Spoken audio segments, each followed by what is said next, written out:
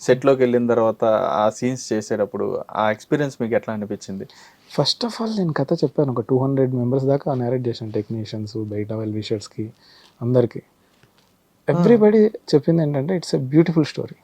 200 మందికి చెప్పారు స్టోరీ? 200 మంది దాకా చెప్పిండు. ఎవరే కానీ ఇది బాగాలేదు ఇది బాగుందని చెప్పలేదు. బాగుంది. ప్రవీణ్ అన్న కథ చెప్పినప్పుడు కూడా అంతే. తను హీరోగా లాంచ్ చేయాలని ట్రయల్స్లో ఉన్నాడు అనమాట. ఏదైనా మంచి కథ వస్తే చెప్పగానే, గురు చేసేద్దాం, గురు చేసేద్దాము, దీంట్లో నేను హీరో కాదు కథనే హీరో, కథలో ఉండే ఎమోషనే హీరో. మేము కథ రాసుకునేటప్పుడు ఏంటంటే రియల్ లైఫ్కి దగ్గరగా ఉండాలి. ఒక హైదరాబాద్కి ఎన్నో కోరికలతో కొంతమంది బ్యాచిలర్స్ వస్తారు, వాళ్ళ లైఫ్లో జరిగేది మనము ప్రతిదానికి నవ్వుతాం, కానీ దాని ఇంట్లో ఒక పెయిన్ కూడా ఉంటుంది. దీంట్లో నవ్విస్తాము, దాని ఇంట్లో ఉండే పెయిన్ చెప్తాం. మా సినిమాలో ఉండే ఒకే ఒక్క వర్డ్ ఎలా ఉంటుందంటే, ఒక మిడిల్ క్లాస్ వాడు 20 ఏళ్ళకి చచ్చిపోతాడు, అని పూడ్చడానికి 60-70 ఏళ్ళు పడుతుంది అంతే. అర్థమైందా మీకు నేను చెప్పింది? అర్థమైంది సార్, చాలా లాజిక్ ఉంటుంది. ఇది మా కథలో అందులో ఉంటుంది. ఒక మిడిల్ క్లాస్ వాడు 27 ఏళ్ళకి చనిపోతాడు, కానీ వాడిని పోర్చడానికి 60 సంవత్సరాలు పడుతుంది. 60 ఏళ్ళు పడుతుంది అంతే. బా, వాడు ఎందుకు పనిచేస్తున్నాడో వాడికి తెలియదు.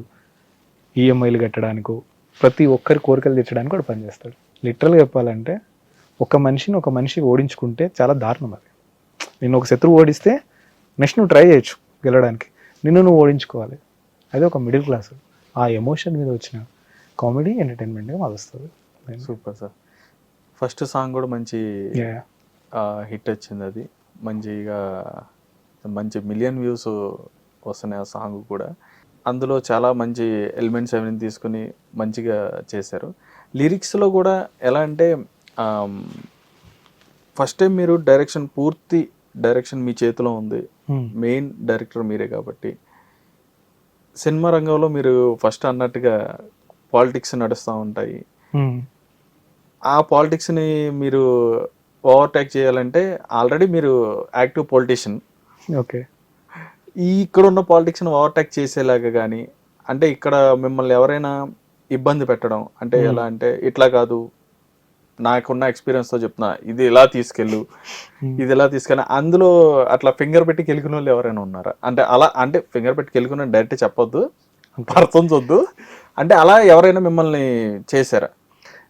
బేసిక్ ఏంటంటే అండి, ఇక్కడ ఉండేది పాలిటిక్స్ అన్న నేను కుళ్ళు అంటాం.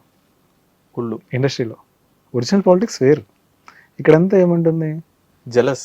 నాకు ప్రియారిటీ ఇవ్వలేదు, నాకు ఫ్రూట్స్ ఇవ్వలేదు, నాకు ఫుడ్ పెట్టలేదు, నా పేరు పైన వేయలేదు, నా పేరు కింద పైన వేయలేదు.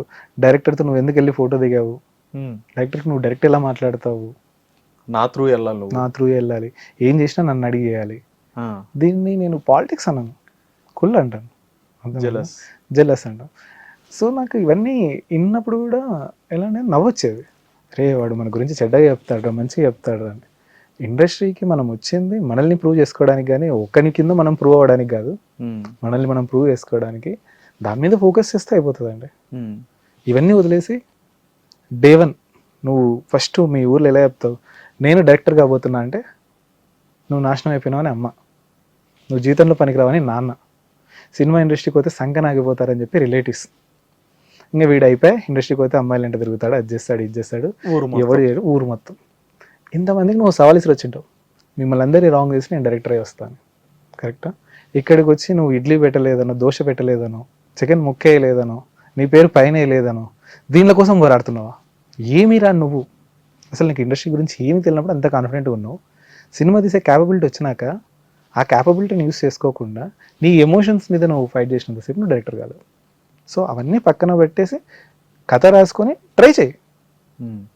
ఇంకొకటి మీరు అడిగారు ఎవరైనా కథలో ఏళ్ళు పెట్టి గెలికారా అని. నువ్వు కాన్ఫిడెంట్గా కథ చెప్తే వాడు ఒప్పుకోవాలి. వాడు ఏళ్ళు పెట్టేంత ఛాన్స్ ఇచ్చావంటే నీ కథలో ఏదో మైనస్ ఉంది, కరెక్ట్ చేసుకొని నువ్వు చెప్పింది కరెక్ట్ అని ఒప్పించుకో. ప్రతి ఒక్కరి సీనియర్ అంటే ప్రతి ఒక్కరికి హిట్లు లేవు కదా, పోయి ఉంటాయి. నువ్వు ఎందుకు చెప్తున్నావు నీ పాయింట్, ఆ పాయింట్ని స్ట్రాంగ్గా చెప్పు, కన్విన్స్ చేయి. కన్విన్స్ కాలేదా దానికి ఇంకేం యాడ్ చేస్తే కన్విన్స్ అవుతారో చూడు. అలాంటి ఆడియన్స్ నీ థియేటర్కి వస్తే అది లేనందుకు వాడు వెళ్ళిపోకూడదు. ఇక్కడ నువ్వు కన్విన్స్ చేసిన అంటే అలాంటి ఆడియన్స్ నీ దగ్గరకు వచ్చినా నువ్వు కన్విన్స్ చేసి సినిమా మీద కూర్చోబెట్టినట్టు. ఇది నా ఫీలింగ్. డెఫినెట్గా సార్. సార్ మీకున్న అంటే ఈ కొద్దిపాటి టైం పీరియడ్లోనే చాలా వరకు మీరు అన్ని అబ్జర్వ్ చేశారు కాబట్టి ఇది అడుగుతున్నాను సార్. యాక్చువల్గా ఇప్పుడున్న సినిమాలకి వాటికి ఏంటంటే రివ్యూస్ చెప్పడం కానీ లేదా పబ్లిక్ టాక్స్ కానీ ఇవన్నీ మనం ఎక్కువ చూస్తున్నాం. ఏదైనా చిన్న సినిమా కానీ పెద్ద సినిమా ఏదొచ్చినా కానీ ఇవి కామన్గా ఉంటున్నాయి. వీటిని నమ్మచ్చా నమ్మొద్దా మీ పర్స్పెక్టివ్లో? 2 రకాలండి. ఒక సినిమా ఒక మనిషి మెదడులో పుడుతుంది కథ. ఆ కథలో ఒక 50 మంది క్యారెక్టర్స్ ఉంటారు. అంటే హీరో, విలన్ కింద అసిస్టెంట్ కింద అసిస్టెంట్లు, హీరో ఫ్రెండ్స్, బ్యాచ్, ఇట్లా ఒక 50 మంది అక్కడ ఏం చేయాలో వీడు ఆలోచించుంటాడు. అక్కడ ఏం చెప్పాలి, ఏం సన్నివేశం జరగాలి, ఎలాంటి కథ జరగాలి, దీనికోసం 24 క్రాఫ్ట్స్ వర్క్ చేస్తాయి. ఒక ప్రొడ్యూసరు తన దగ్గర డబ్బంతా పెట్టేస్తాడు. ఒక టెక్నీషియన్ తన ఫుల్ వర్క్ చేసి ఇంత పెట్టేస్తారు. ఒకరోజు షూట్ జరిగితే 250 మందికి ఫుడ్ వెళ్తాడు. ఇంతమందికి అన్నం పెట్టే సినిమాని నువ్వు ఒక ఆఫీస్లో కూర్చొని బాలేదు, తేయడం రాలేదు అని చెప్పేసి నువ్వు ఒక సెటైర్ వేస్తే అంతమందికి అన్నం పెట్టిందని ఇన్సల్ట్ చేసినట్టు. ఆడియన్స్కి ఇవ్వు ఛాన్స్, వాళ్ళుగా చూసి డిసైడ్ అవుతారు సినిమా బాగుందా బాగాలేదా. ఎందుకంటే దాని మీద ప్రాణాలు పెట్టుకుంటారండి. ఒక డైరెక్టర్ ప్రాణం పెట్టుకుంటాడు, ఒక యాక్టర్ ప్రాణం పెట్టుకుంటాడు, ఒక ప్రొడ్యూసర్ ప్రాణం పెట్టుకుంటాడు. ఇంతమంది పొట్టగొట్టాలని చెప్పేసి నువ్వు అలా ఆలోచించి నువ్వు గొప్ప పర్సన్ అని నువ్వు ఫీల్ అవ్వచ్చు, కానీ నేనైతే ఫీల్ అవ్వను. ఆ రివ్యూ రైటర్స్కి నేను చెప్పేది విమర్శించడం చాలా తేలిక. ఆ విమర్శించిన వాళ్ళు ఎవరైనా ఒక బాహుబలి లాంటి హిట్ ఇస్తే రాజమౌళి గారు విమర్శించారంటే నేను తీసుకుంటాను, కానీ ఒక్క సినిమా కూడా తెలియని వాళ్ళు వచ్చి విమర్శిస్తే తీసుకోవాల్సిన అవసరం కూడా లేదని నా ఫీలింగ్. ఇదండి సార్. అంటే వాళ్ళ ఒపీనియన్ చెప్పడంలో తప్పలేదు కదా. మా పాయింట్ ఆఫ్ వ్యూలో మేము ఇట్లా ఊహించాం, ఇలా తీసుంటే బాగుంటుంది, అలా తీసుంటే బాగుంటుంది, మా పర్స్పెక్టివ్ మేము చెప్తున్నాం కదా, మాకు ఆ ఫ్రీడమ్ ఉంది అన్నట్టుగా కూడా వాళ్ళు అంటూ ఉంటారు. ఒపీనియన్ చెప్పచ్చండి, ఒపీనియన్ చెప్పొద్దు అన్నట్లు. నేను ఒపీనియన్ నువ్వు ఎక్కడ చెప్పుకోవాలి? నీ సర్కిల్లో చెప్పుకో, పక్కన వాళ్ళతో, నీ క్లోజ్ ఫ్రెండ్స్తో చెప్పుకో, నీ సర్కిల్తో చెప్పుకో. ఊరంతా సాటింపేసేది ఒపీనియన్ చెప్పడం ఏమవుతుంది, విమర్శించడం అవుతుంది. కానీ అర్థమైందా? మా ఇంట్లో మా అమ్మాయి చేసిన వంట నచ్చలేదమ్మా అని చెప్తాను. మా పిన్ని వాళ్ళకి, మా పక్కింటి వాళ్ళకి, మా ఏరియా వాళ్ళకి, మా ఊరికి మొత్తానికి మా అమ్మ వంట నచ్చలేదంటే అది నా ఒపీనియన్ చెప్పడం అవుతుందా, తనని ఇన్సల్ట్ చేయడం అవుతుందా? ఇన్సల్ట్ చేయడం అవుతుంది. సినిమాని కూడా అంతే అండి, అది ఇన్సల్ట్ చేయడం అవుతుంది. ఇన్సల్ట్ చేయొద్దు అంటారు. చేయొద్దు. అక్కడ ఏం పెట్టింటే బాగుంటుందని చెప్పు, అసలు అది వేస్ట్ అని చెప్పకు. అక్కడ ఏం పెట్టింటే బాగుంటే చెప్పు, అది వేస్ట్ అని విమర్శించకు. దాన్ని బతికేయడానికి నువ్వు కష్టపడు, చంపడానికి వద్దు. సార్, మీకున్న పొలిటికల్ బ్యాక్గ్రౌండ్ కానీ, అంటే మీకున్న పొలిటికల్ బ్యాక్గ్రౌండ్తో మీరు చేస్తున్న సినిమాకి ఏమైనా అంటే రెండు కలిపి సైమల్టేనియస్గా ఏమైనా? హిట్ టీవీ యాప్, ఇందులో short news, live news, entertainment shows, movies, digital magazines తో పాటు మీ జిల్లా వార్తలను కూడా ఫ్రీగా చూడొచ్చు. ఇంకెందుకు ఆలస్యం, వెంటనే హిట్ టీవీ యాప్ ని డౌన్లోడ్ చేసుకుని ఫ్రీగా ఎంటర్టైన్మెంట్ పొందండి. Hit TV app, hit TV app, please download hit TV app. Hit TV app ని ఫ్రీగా డౌన్లోడ్ చేసుకొని ఎంజాయ్ చేయండి. మీకు నచ్చిన ఎంటర్టైన్మెంట్ కోసం హిట్ టీవీ యాప్ ని ఫ్రీగా డౌన్లోడ్ చేసుకొని ఎంజాయ్ చేయండి. హిట్ టీవీ యాప్ ని డౌన్లోడ్ చేసుకుని ఆస్వాదించండి, ఆశీర్వదించండి. ఇంతమంది సెలబ్రిటీలు హిట్ టీవీ యాప్ ని డౌన్లోడ్ చేసుకోండి అని చెప్తున్నారంటే ఎంత మంచి యాప్ ఆలోచించండి.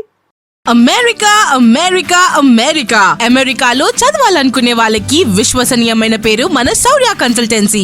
UK లో 1 year masters, UK లో 1 year masters, 2 years work permit up to 5 years visa. Contact Saurya Consultancy. Contact 89851 89851.